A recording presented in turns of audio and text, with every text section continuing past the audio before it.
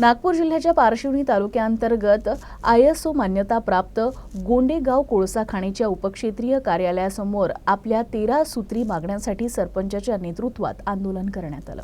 गोंडेगावच्या पुनर्वसनाचा मुद्दा अनेक वर्षांपासून प्रलंबित आहे, तर वेकोली प्रशासन याकडे कानाडोळा करत आहे। यासह इतर 13 मागण्यांसाठी गोंडेगावच्या सरपंच मनीषा दलाल यांच्या नेतृत्वात वेकोलीच्या उपक्षेत्रीय कार्यालयासमोर आंदोलन करण्यात आलं। को मांग की गई है कि हमारे गांव का सबसे बड़ा प्रॉब्लम है कि हमारा पुनर्वसन अभी तक नहीं हुआ है, तो जो RNR पॉलिसी है उसके तहत पूरा पुनर्वसन वो कर दे, क्योंकि मेन प्रॉब्लम हमारा गोंडेगांव का वही है। अगर वो पॉलिसी के अनुसार पुनर्वसन करते हैं तो ऑटोमेटिक हमारे प्रॉब्लम सॉर्ट आउट हो जाएंगे।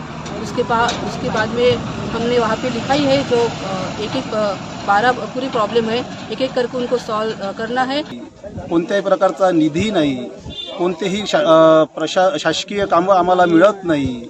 अजूनही पुनर्वसनासाठी असलेली 3 एकर जागा WCLनं खरेदी केलेली नाही। ह्या सगळ्या मागण्याचं निवेदन वर्षभरापासून कलेक्टर, CO, पुनर्वसन अधिकारी, या इथले आमदार, खासदार या सगळ्यांना देऊन झालेला आहे। त्याच्या एकही प्रश्न आमचा मार्गी लागलेला नाही।